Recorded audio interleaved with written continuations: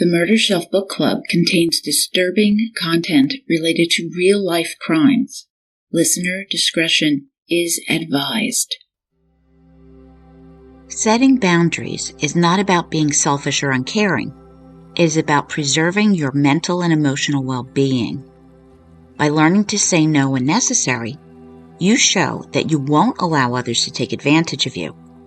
When we set clear boundaries, we are saying yes to creating a safer life. In God We Trust, Everyone Else Gets a Background Check by Lori Morrison.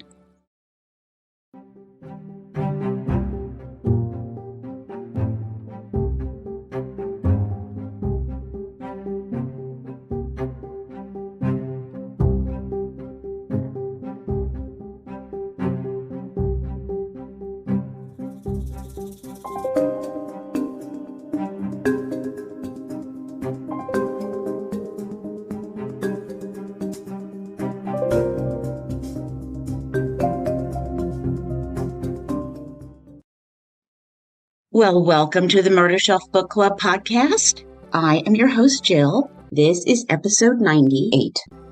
Lori Morrison's books on safety and faith.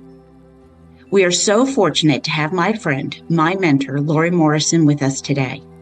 Lori is a private investigator and the host of the Unlovely Truth podcast, which is an intersection of faith and true crime. That may not be the most obvious pairing, but believe me, it is insightful, educational, and much more. I first met Lori at CrimeCon Nashville in 2018.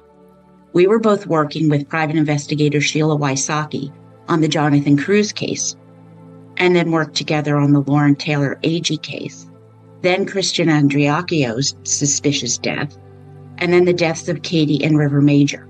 So Lori and I go back a while. You might be familiar with some of those cases. But anyway, Sheila and Lori encouraged me, taught me, inspired me, and helped me hone my skills. I would never be hosting my own true crime podcast without their influence. Lori has remained a steadfast and true friend, and The Unlovely Truth is a favorite podcast of mine, and I encourage you to listen as well. Now, Lori has published a number of books which deal with safety in this chaotic world, and how we can all become PIs. That is, a person of impact. Oh, I love that. Passionate about justice, her books are Reclaiming Sanctuary, Enhancing Physical, Emotional, and Spiritual Safety in Our Churches. How needed is that? Also, Overcoming Fear and Worry. Her third was How to Kick Fear to the Curb. And In God We Trust, Everyone Else Gets a Background Check. I love that. I laughed so loud. All right, now this is a first. I have not read all of these books, and I know I really must be slipping, but I did read In God We Trust, Everyone Else Gets a Background Check, because the title is common sense by itself. So be assured, I am going to defer to Lori and let her tell us all how to be safer and become PIs, persons of impact. So, moving along, let me introduce you to Lori Morrison. Hey, Jill. Lori Morrison, I want to welcome you to the Murder Shelf Book Club podcast. I am so excited to be here with you, Jill. I really want to hear all about your books. Yes. Tell me everything. Tell me, how did you start doing this? How did you start writing the books? Because I think they're genius. Oh, well, thank you. Really, I just saw something that I thought would be covered by other people. And I was looking and I just wasn't seeing it. And so I decided to create those resources myself because, you and I have known each other for years. And you know that I was doing a podcast, and it was from a faith angle because that's just who I am. But it was just crime in general, not unlike yours.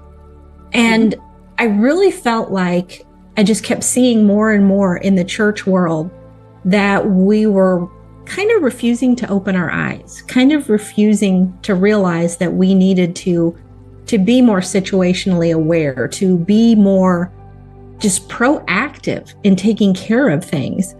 And so my first book, even though it has a faith angle to it, it's really just safety tips for different areas of your life. How to stay safe in your home, when you're out traveling, when you're on vacation, when you're in a group, when you're at work, just all these different areas. And I integrated the faith angle because I wanted people to not be afraid. I wanted them to come from a place of power. I'm informed. I know how to take care of myself. And the Bible does tell us over and over and over, do not fear, do not fear, do not fear. So I worked that in. So you're providing a comfort zone, a kind of that safe place, while you're giving people tips on how to be safer. Because if you're telling people you have to be safer, that's because there's things you need to be safe from. Exactly. I mean, you can just turn on the news for 10 seconds and you can realize that we're living in an increasingly chaotic world. People just are breaking boundaries left and right about what is acceptable behavior toward other people. You have something I want, I will just take it from you. That stuff has always been happening, but it just seems to be ramping up, or at least we're more aware of it, which is a good thing. I know it's not fun stuff to think about, but when you look at it from the angle of, I am not only protecting myself, but I am learning things that I can pass on to other people. So I can help the people that I love be safer as well. And don't we all want that? Yes. Yes. I know I always try to teach some kind of lesson, drawing from whatever the book I happen to be covering, but some kind of lesson. And that's what I love about your podcast. Well, thank you. I don't want to I'm not audible where I'm just repeating the story, but I'm trying to have a goal. Like this last book I just did was about self-defense versus homicide, castle doctrine, that type thing. Yeah. Where is the line there? Well, it's different in every state. If you had asked me, what is the castle doctrine? What are the laws in Pennsylvania? Oblivious. I had no idea. And I'm aware of true crime. God forbid something happens. Not that you were going to pull out your law book and, check it in the middle of someone breaking in your house or something. Right. But you should have some kind of idea on something like this. Self-defense is, you're allowed to do that with limits. So I tried to teach those lessons. Yes. And that's perfect. The way you described that so succinctly, with limits. We do have to know what we're allowed to do, what we're not allowed to do. And I think that's why I am so big on proactivity. What can we do to lessen the chances that someone will see us as a good target? So you talk about somebody breaking into your home. I put very simple tips like make sure there's good lighting. If you don't have good street lighting, contact your city, your county, whoever is in charge of your jurisdiction and say, hey, let's get some lighting out here because it's a safety issue. If you can't afford a home alarm, I know a lot of people can't or don't want to mess with them, keep your key fob by your nightstand or on your nightstand by your bedside. And then if you think somebody's breaking in, hit that alarm button on your car. Yes. That noise, 99% of the time, is going to scare them off. They want easy targets. So just make yourself as difficult a target as you possibly can. Right. I was just reading in one of your books, I think it was literally pulling out my Kindle, How to Kick Fear to the Curb. I think you were saying something about burglars, that, we have this image of them sneaking in the dead of night, and stalking around our house. And you said, no, they rob your house between 7 in the morning and 3 in the afternoon because people are at work, or they used to be. True. Or they're out running errands or they're doing something. Usually if we're going to be gone, it's during the day, not during the middle of the night. That, I'm just going down the street, I won't worry locking up. No, lock up, close your windows. Don't make it easy for them to get in. And I think one of the most disturbing things that they will do is they will watch the newspaper for death notices. They'll see when the funeral's going to be because they know you're not going to be home when your loved one is having the funeral. So just something simple like asking a neighbor, park your car in my driveway while I'm gone, please. Turn lights on and leave the TV on. Make it look and seem like somebody is there because they don't want to mess with people if they don't have to. Yeah. Just want to steal your stuff. Exactly. Yeah. Exactly. If you get a violent one, the key fob thing is a great idea.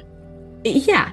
Or, have a very loud whistle, have something that is going to attract other people's attention because they don't want to have to deal with that.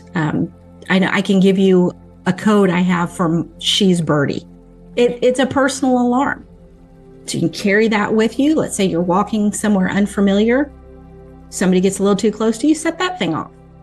When I happen to be like walking, I walk like I am a gargantuan. And the shoulders are moving and my chest is down, and I'm, and I usually keep my purse now on the inside of my jacket, things like that too, to be safer. I'll tell you a quick story. I was recording down in my basement in my studio, and hubby was at work, and, I'm recording away, and I hear footsteps, like on the wood, walking across the room. And I'm like, whoa.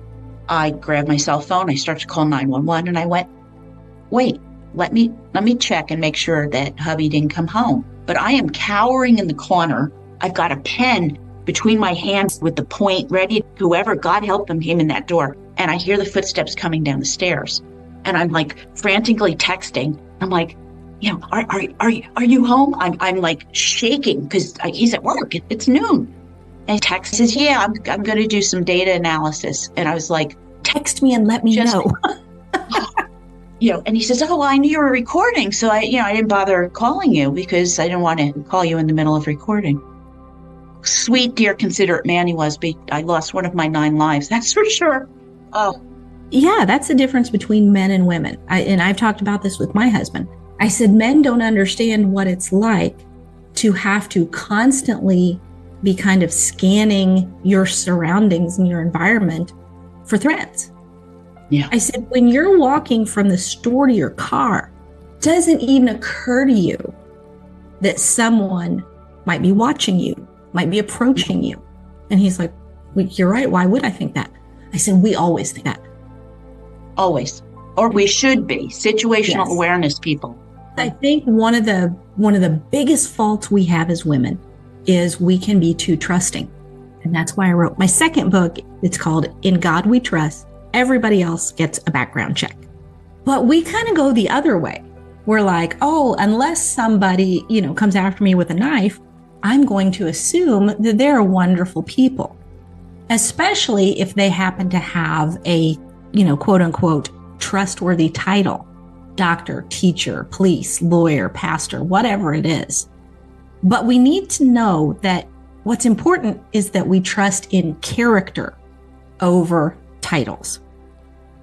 And you and I talked about this earlier. Who people are leaks out. They can have a facade, they can have a mask, but who they truly are leaks out.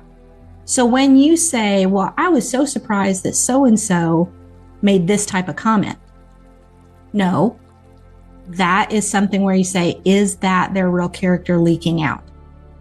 Are they telling me who they really are? And people will tell you who they really are. So we need to listen to them. Yeah, I was just going to say, when people tell you who they are, we need to believe them. Yes. When they make some kind of remark, you're right, there's Swiss cheese there and it's leaking out what they're really doing. When is the last time we had a serial killer arrested and everybody in the neighborhood said, I knew he was the killer. I knew it. I called tips in. And no, the comment is what?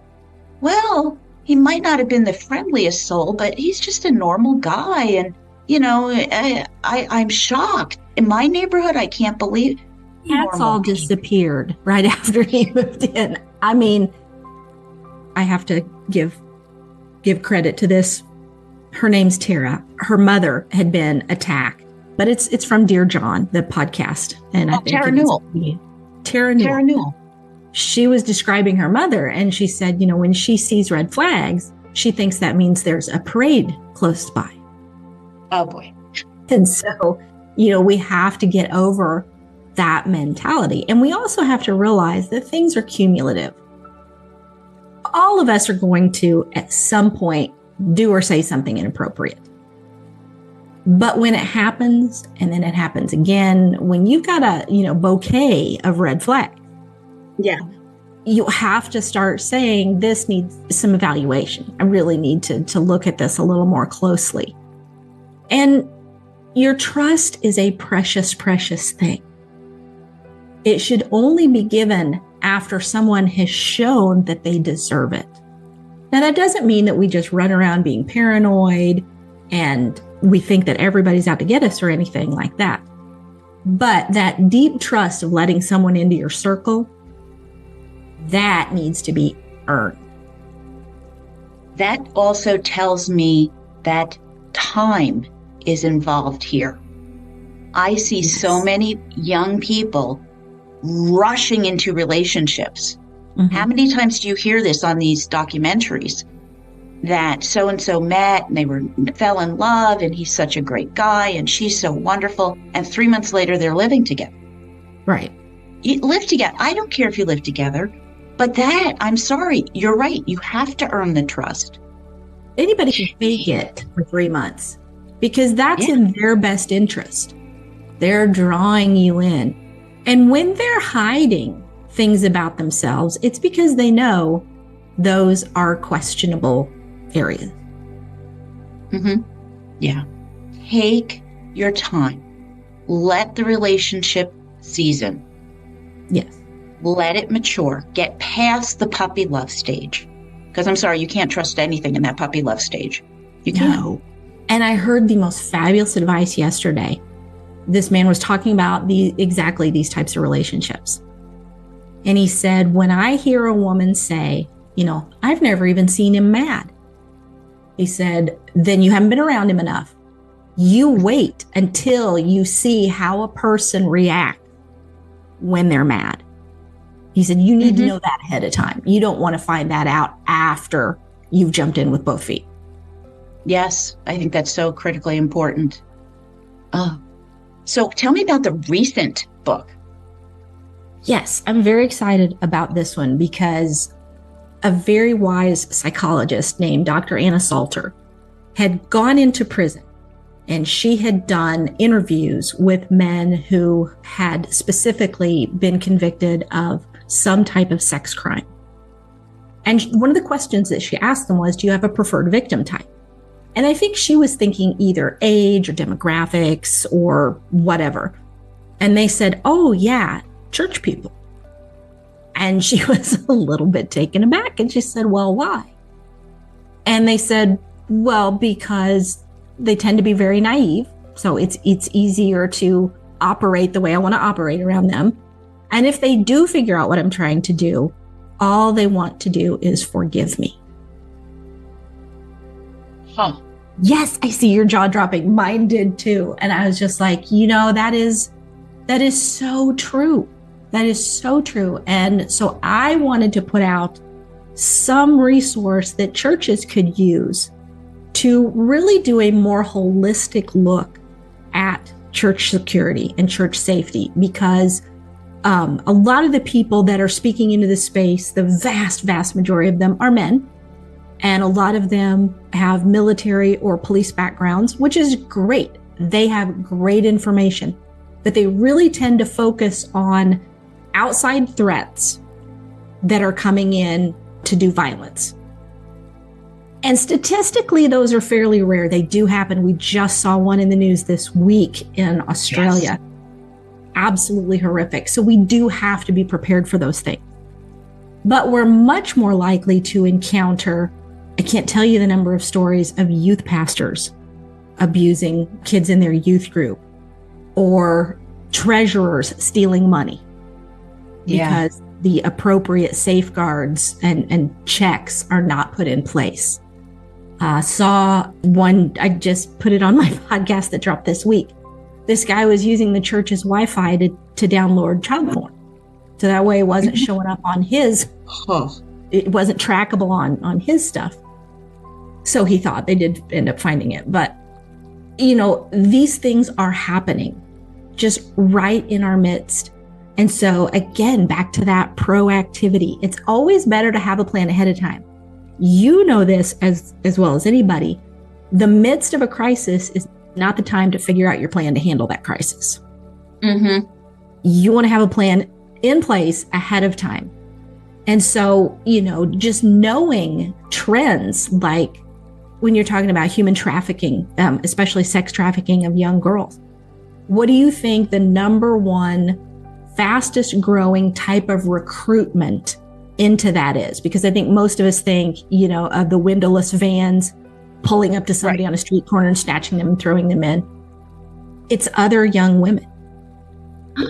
These traffickers are using girls they've already trafficked and sending them out into the schools, into the church youth groups to draw others in.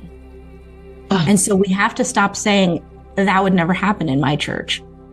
I've talked to multiple women who were trafficked by their own family members who attended church regularly. And don't say, well, that must have been that kind of church, not mine, because I'm telling you, it's everywhere. Let's look at the Catholic Church. Let's look at the Southern Baptist Convention. Absolutely infested with sex offenders. Yes. And I'm not saying these things because I don't like the church. I love the church. I want her to function the way she's supposed to. I want the shepherds of the flock to protect their sheep the way Scripture tells us we're supposed to. Doesn't it say something like, watch out for false prophets? They come to you in sheep's clothing, but inwardly they are ferocious wolves. I don't know all my Bible quotes, but I remember that one. Yes. And I'll tell a little personal story here if we have a couple of moments. Oh, go. I was on a church staff when I was in my early 30s. Been a while. But one day, a man came into the church during the week, because we had a lot going on during the week there as well. And I recognized him as my 6th grade teacher who had been, unfortunately, not fired. He was allowed to resign, but he had been caught attempting to molest one of my classmates. And he did grooming behaviors, testing behaviors on a lot of us. And so it wasn't just this one-off, one time. He was a pedophile. So he comes into the church and he goes in and he has an appointment with my boss, our head pastor. And so I'm, of course, kind of panicking. What does this guy want here? And so after he leaves, I go in to talk to my boss and I said, look, if he was here for personal counseling, that's none of my business and we don't need to talk about it. I said, but I also know that he has gone around to different churches because he had horses and little ponies and stuff and tried to use that as an entree into, hey, I'll come to your children's event, I'll come to your family event, whatever. I said, we need to not allow that to happen because the man is a pedophile. And he just kind of looked at me and he said, well, Lori, God can forgive anything. I said, well, yeah, he can. But that doesn't mean we need to invite this man into a situation where he has proven himself untrustworthy. And he said, well, it sounds to me maybe like you're the one with the problem. Oh, God. Let that sit there for a minute. And so it was obvious I was not going to get anywhere with this guy. And so I said, okay, that's fine. But I will tell you this. If we have any kind of event for families or kids and he is invited to do his little pony rides or to do whatever, I said, I will personally contact every family in this church. And I will tell them what the man is. And I will tell them that you knew and let him come anyway. There you go. So I wish I had gone a step further and gone to the elders and said, look, this man, his leadership capabilities are in question because of this. Wow. But eventually he was a smart guy. And eventually he let the church know that we were moving in a different direction and that I had always known that my position was temporary and now it was time to move on. All lies. But people believed him because he was the pastor. And I even had an elder's wife come up to me and say, I think there's more to this, but I don't want to know what it is. And I thought, well, then you are welcome to the church that you've got. That's terrifying. It is. It's horrible. And it happens more than we realize. And so I wanted to not only give people the tools, here are things to look for, here are things to put in place to hopefully minimize different types of risks, but to also say, we just need to know this happens. It happens a lot more than you would want to think. I know you can't speak for all churches, when they are hiring people, do they do background checks? They should, and I'm sure a lot do. But a lot of times, oh, well, this person came highly recommended by this person whom I trust.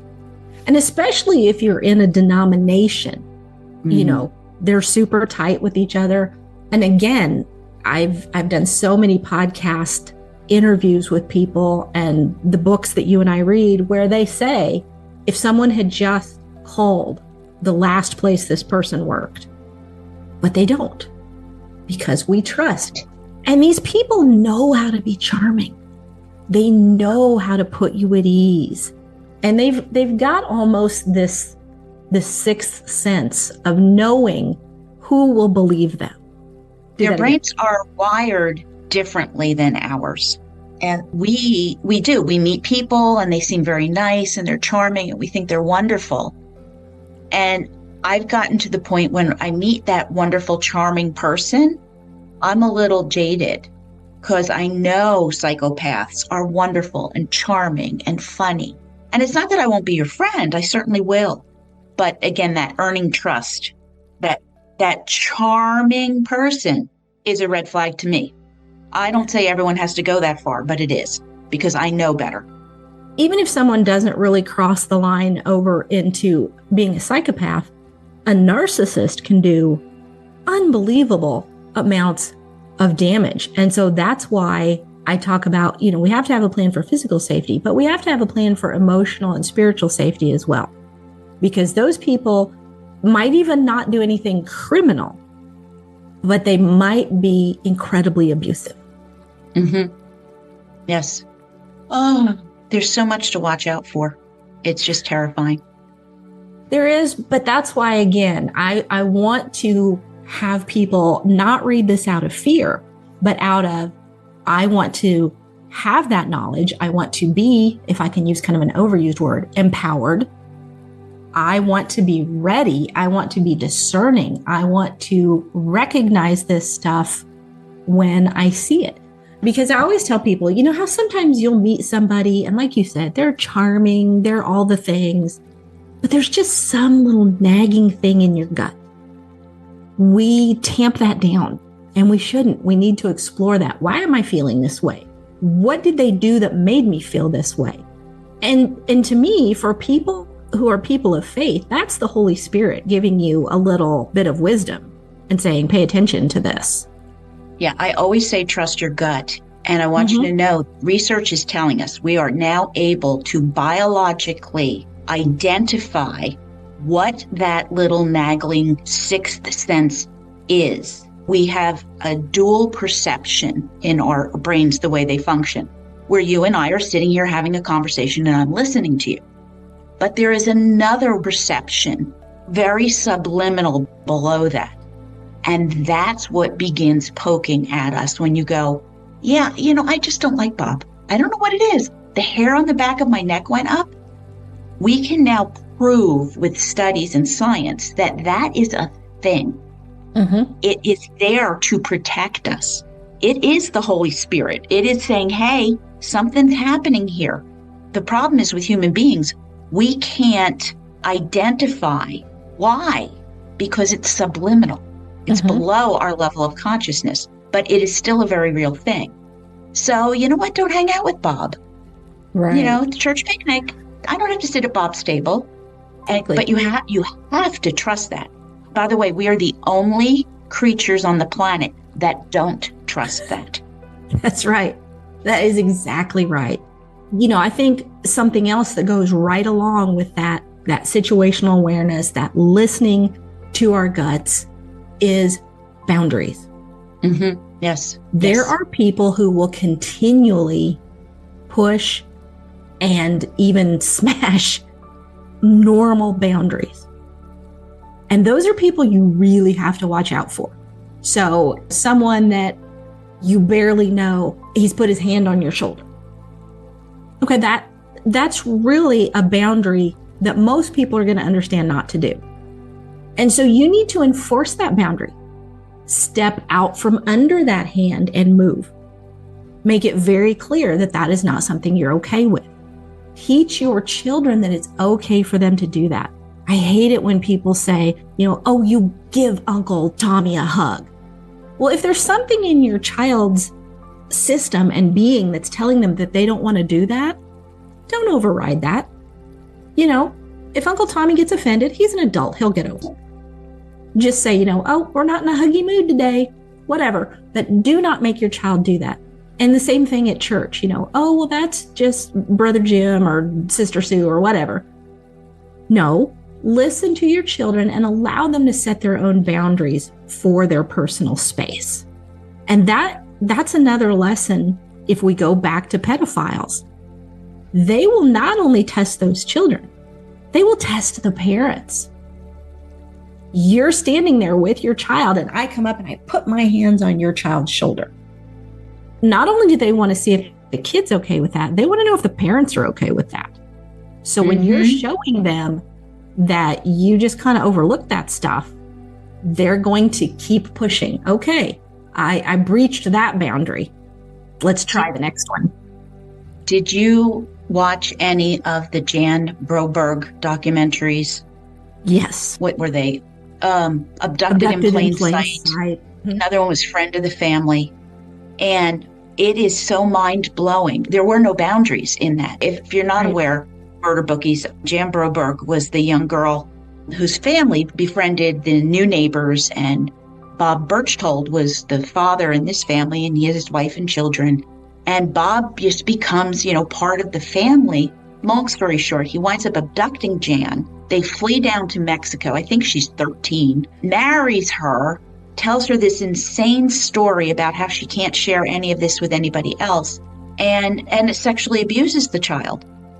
He also compromises the parents. Yes. And uses his leverage over them so he can molest their daughter. And it is mind-blowing. And I understand it always starts with this little disclaimer about how, there was so much more trust back in the 60s and 70s. Boy, not in my household. But not like this. And I hate to criticize the victims. It's just that, no, this person should not have this kind of access to your children. Right. The most disturbing part about the whole story was, he comes back, he's in trouble.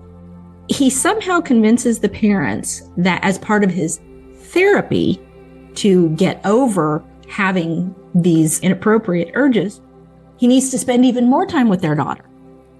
You know what? You're not responsible for this man and his health. And they were like, well, we wanted to help. No, we do not have to help everybody that asks us. We do not have to answer every question that gets asked of us. We do not have to perform every action that is asked of us. We don't say no nearly enough. Yeah. Talk about being naive. And again, this person very quickly was given that trust that should have been allowed to season. And when he did these questionable things, violated boundaries, they cooperated. And when they had the chance to prosecute, the parents dropped the case. I understand that not everybody wants to go down a legal route, but if you're not going to choose that path, then please protect your child yourself. It's not about blame. It's about protection. It's about learning lessons so that we can be proactive. And again, that's why I'm bringing up the case. I'm struggling with it, but I'm really being cautious to really not be critical of the parents because they have enough guilt of their own to deal with. Sure. They do not need me adding on to the pile. And they were victims too. They were.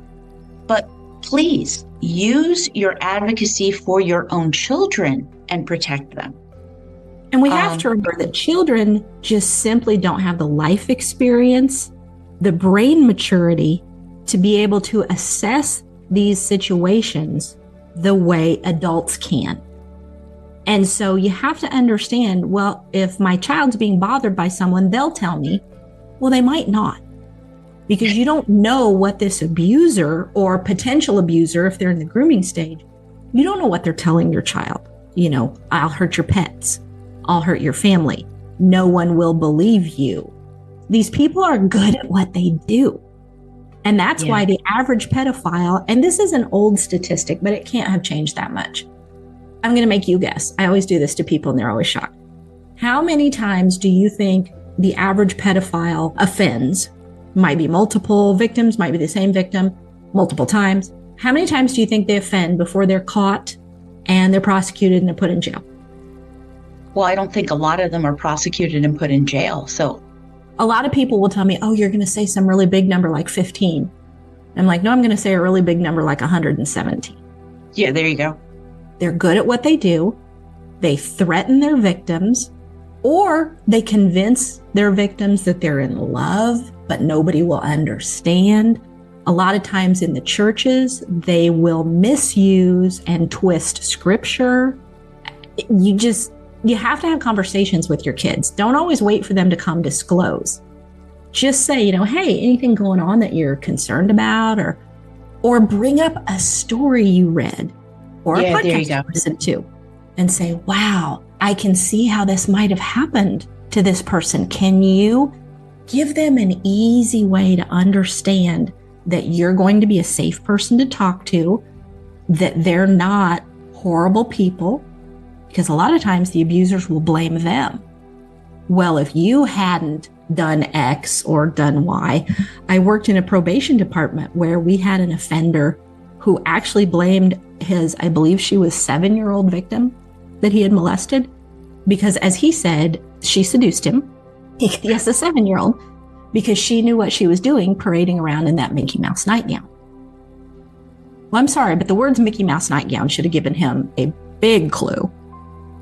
But, these kids, they don't understand. They can't process what's happening to them. So you have to make it as easy as possible and as safe as possible for them to disclose to you, if in fact there is anything to disclose. Well, they don't want to get in trouble either. Right. And they've been told that they will. And they don't want to disappoint. And they don't want to make a problem. Not every family home is having a blissful experience. So if you already have economic tensions or discord in the house, the last thing you want to do is climb on that heap and say, oh, by the way, this happened. Yes. And please, please, please, churchgoers, don't let a female victim be interrogated by a panel of men. Yes. That is so unfair. They're not going to want to talk, especially in front of a bunch of men that they may not even hardly know. Our culture is too engaged in victim blaming, slut shaming. I talked about on my podcast just this week, a pastor who stood up in the pulpit during a sermon. And I don't know what point he thought he was making, but he basically said that if he was on a jury and a man had been accused of rape, he would not vote to convict him if the victim had been wearing shorts. What? Yeah. Like that has anything to do with anything. What? I know.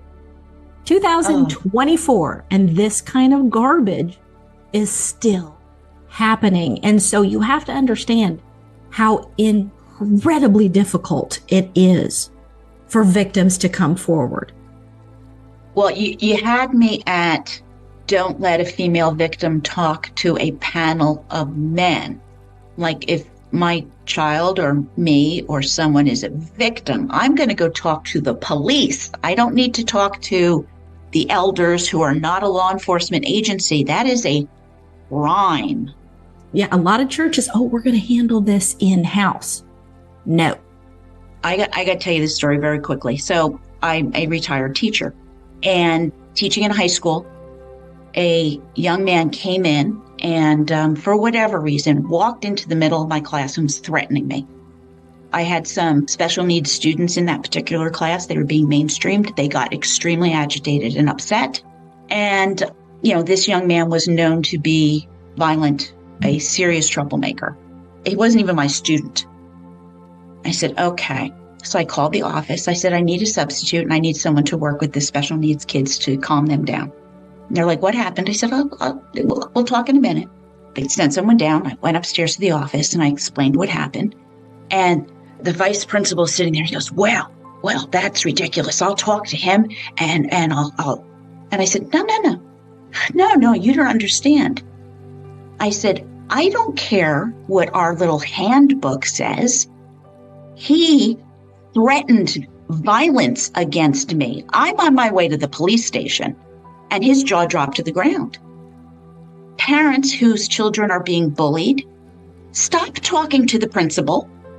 Mm-hmm. Go to the police department and report a crime, because violent harassment like that is a crime. And as I'm talking to this young man's father, happened to be an attorney, he calls in. He wants to speak to me. I said, tell him I'm going to the police station to report a crime committed against me, and I will refer him to my attorney. Mm-hmm. And it was handled that way. The police filed verbal assault charges. I wound up putting it on record. You have to. And the thing was, if he looked at me sideways, keyed my car, glanced at me, I would have had him arrested. And guess what? He did not do any of those things. But how many times had he been suspended, and where he's home watching TV, having a good time, sleeping in, No, that was not going to happen with me, because a crime is a crime. So stop talking to the principal and go talk to your police department. And same thing with churches. You have to understand, for your jurisdiction, when you're a mandated reporter, you have no choice. When we're talking about minors, you may have a legal obligation to go to the police. Now, I would say the moral obligation should already be pushing people that way, but that doesn't always occur to people. So we have to protect people better. We are so worried about, how can we help this offender, which is great. They need help, clearly. But we trample over the victims in our zeal to help the offender. We have to be there for both of them. And yes. Honestly, helping the offender may not be possible until that offender has paid some secular consequences. Mm-hmm. And I think, too, in the church world especially, and really in other areas, we equate forgiveness with restoration. We want to forgive this person. We feel like we have to forgive this person. And that's great. We can forgive. We can let go of bitterness and anger and wanting a certain punishment. But that doesn't mean we put them right back where they can do the exact same thing when they have not shown that they're sorry. They have not made any effort to manage that behavior, because these people cannot turn it around on their own, or they would. They need some intensive help. And so we're not doing people any favors when we just sweep things under the rug. No, it only makes a big pile under the rug, which you wind up tripping over. Yes. It seems like such common sense to me, but anymore, common sense is a superpower. And I get that it's hard, especially if it's people that you know, again, people in certain positions that you think should be trustworthy, or you're maybe afraid that there'll be some retaliation, maybe not physically, but maybe you'll be ostracized in your little circle that this has happened in. So I get that it's hard. Please don't hear me say that anybody that has not come forward has done something wrong. No. What I am saying is you can find support. You can find the strength to unburden yourself and to help other people not have to go through what you did. Exactly. There should be that support built in to these institutions. Yes, there's a lot of that in my third book, which is called Reclaiming Sanctuary, Enhancing Physical, Emotional, and Spiritual Safety in Our Churches. But really that goes for any institution, like you're talking about schools. So in so many ways, teachers have just been hogtied in being able to deal with things effectively because schools are worried about lawsuits, or they're worried about, every child is worth saving. And they are. But that doesn't mean you leave an extremely disturbed child in the midst of basically a pool of victims for them. Yeah, I can tell you another school story. Was coming out of the ladies' room at school, heading back to my classroom. And a young man burst into a fight with another young man, caught me. It was all the bad karma I've ever collected, but caught me in my jaw, snapped my head over to the left. I got punched in the ribs, and I wind up breaking up this fight, these two strapping 17-year-old, big kids. And eventually we get everybody to the office. And once again, they're like, oh, they hit you. Well, according to our handbook, I'm like, take the handbook. He assaulted me. Again, I'm going to the police station. And this time I pressed charges. And there was all kinds of, so-and-so's parents are going through a divorce. And I said, I'm really sorry about that. I said, and he absolutely needs some counseling. And he's still going to have to deal with the ramifications of punching me in the face. That was back in 2006. To this day, I am on medication for the damage done to my neck. The ligaments in the side of my face snapped. I have nothing holding my jaw in place.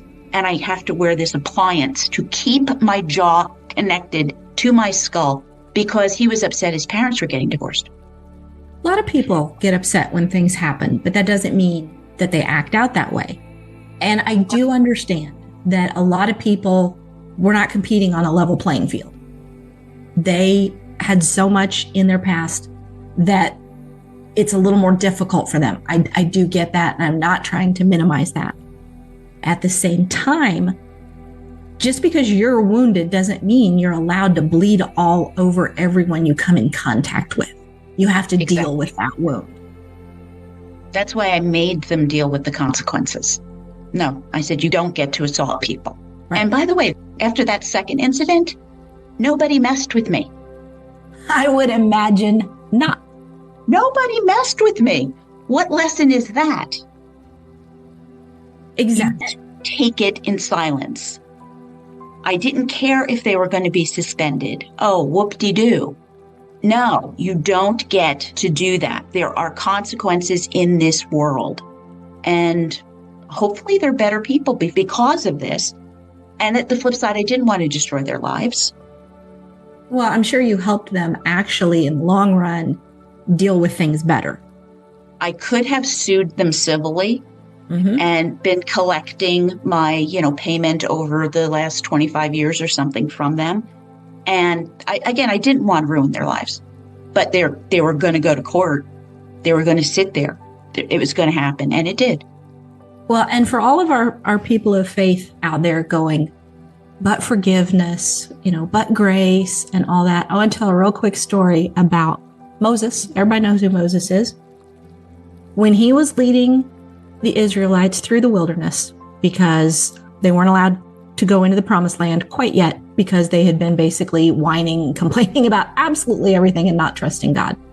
Yeah. They were at it again. They said, we don't have any water. Why are we on the desert? And so Moses interceded on their behalf, and God said, okay, if you speak to this rock, water will pour forth, because I want to take care of the needs of my people. And so Moses goes back, and the people are complaining even more. And so being human, he gets all annoyed with them, as I would have. And he's standing there with his brother Aaron, and he says, do we have to basically do everything for you? And he takes his staff and he smacks the rock. Water comes forth. Everybody's got water. They should be happy. They're not. Well, God decides to have a word with Moses. And he says, look, I didn't tell you to strike the rock. I told you to speak to it. And you kind of claimed all the credit for taking care of the people when it was me. And so there's going to be some consequences, Moses. When it's time to enter the promised land, everybody else gets to and you don't. Now, God is still good. He still loved Moses, but Moses disobeyed. And so there had to be consequences. Now, God let him see the promised land. He wasn't just totally, I don't like you anymore, Moses. So people of faith, I want you to listen to that and realize that it is okay to hold people in the church accountable. Yes. Hold people at work accountable. Hold people in the schools accountable. Hold people just in your social circle accountable. Family, I know that's really, really hard to have boundaries and stuff with family, but they have to be held accountable. and not necessarily for criminal behavior, but for abusive, narcissistic, unthoughtful, harmful behaviors. Yes, exactly. Lori, you've given us a million different lessons already. Is there anything that you want to share before we wind down here? I think I just want to really remind everybody and re-encourage them. It's okay to say no. It's okay to have boundaries. And it's okay to call people out when they refuse to respect those. Amen. Lori Morrison, thank you so much. Can you please give us the name of your books again so my murder bookies can go out and buy them? Yes. And by the way, gotta tell everybody, I'm a murder bookie too. So I'm one of you. Love all of the work that Jill does. You can get any of my books on Amazon. Probably the easiest way, because there is another author named Lori Morrison, and her stuff is way different than mine. Just type in Lori Morrison Reclaiming Sanctuary, and that'll probably pull up that first book. And then you can go to my author page, and all three of them are right there. So you don't have to remember all three names. And I'll send you a link. You can put a link in the show notes for people that want to look for that. And they're on sale now too. So now is the time to go get them. Excellent. I really just want to give people tools. You are all so much stronger than you give yourself credit for. You're smart, you're resourceful. And if you just have some tips and some tools, you can protect yourself and your loved ones. Fantastic. Thank you for having me. Oh, you are so welcome. I'm so glad to share wonderful books with my listeners. And these are well worth reading. I said I've now read 2 of them, working on the 3rd. Awesome. Absolutely wonderful tips, truly. Yeah. Oh, thank you, Jill. We'll come up with another reason to do this again soon. Oh, yes. All right, Lori, thank you. I really appreciate it.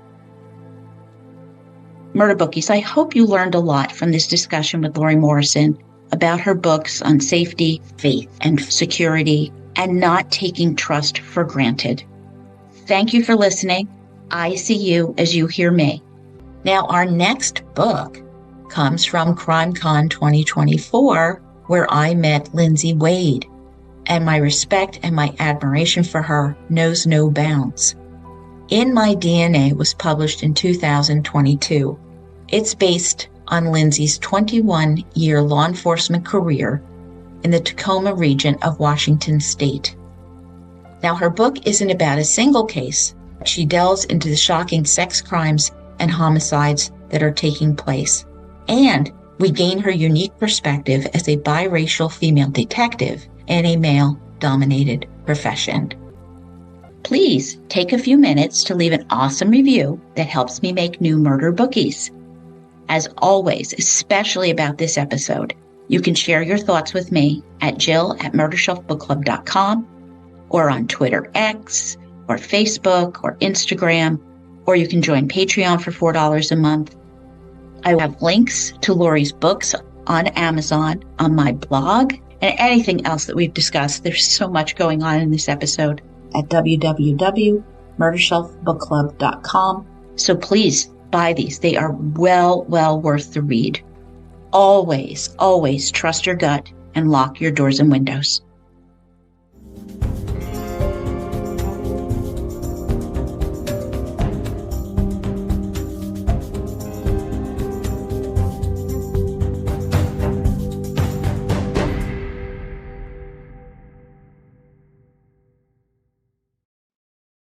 Written and produced by Jill, all rights reserved.